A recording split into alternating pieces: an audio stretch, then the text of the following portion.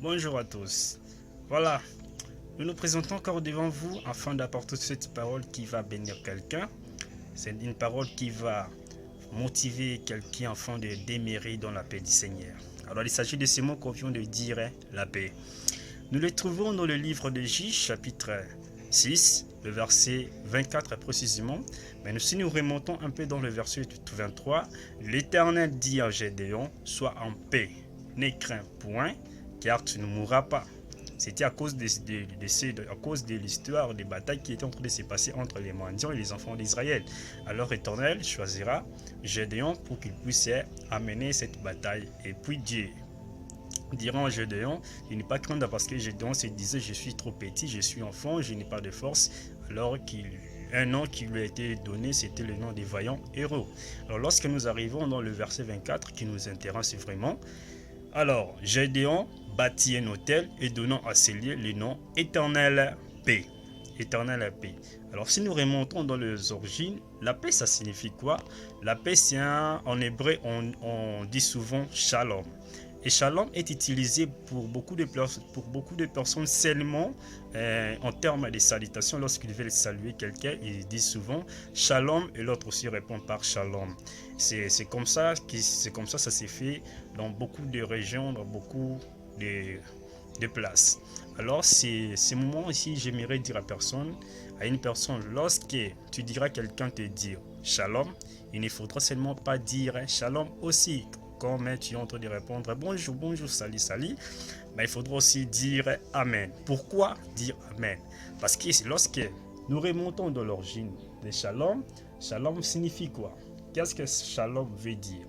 Shalom, c'est un mot qu'on a dit que c'est en hébreu. Mais en français, ça signifie quoi? Shalom, ça veut dire aussi. Au-delà des salutations, au-delà des bonjours, au-delà des saluts, shalom veut dire aussi que rien de toi ne soit perdu, que rien de toi ne soit détruit.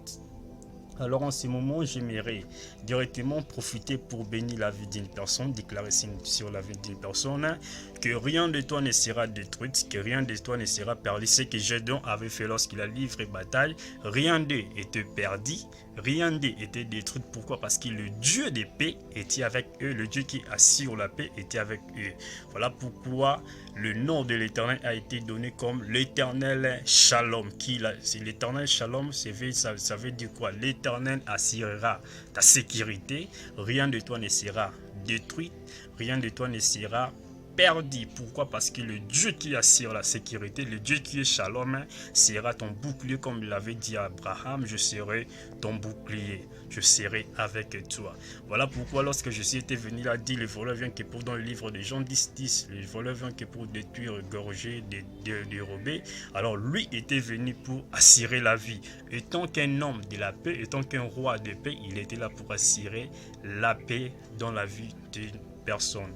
Alors je m'en vais directement à déclarer sur la vie d'une personne. Quel que soit le vent qui est en train de souffler en ces temps ici que nous sommes dans l'église Cœur de Christ, entre les pasteurs, entre les serviteurs de Dieu, entre les jeunes serviteurs, ainsi de suite. Je m'en vais à déclarer l'éternel shalom sur l'église Cœur de Christ. Rien de l'église ne sera détruit, rien de l'église ne sera perdu, rien de l'église ne sera volé, rien de l'église ne sera détruit, car le Dieu qui est le Dieu de paix serait toujours au centre dans son église.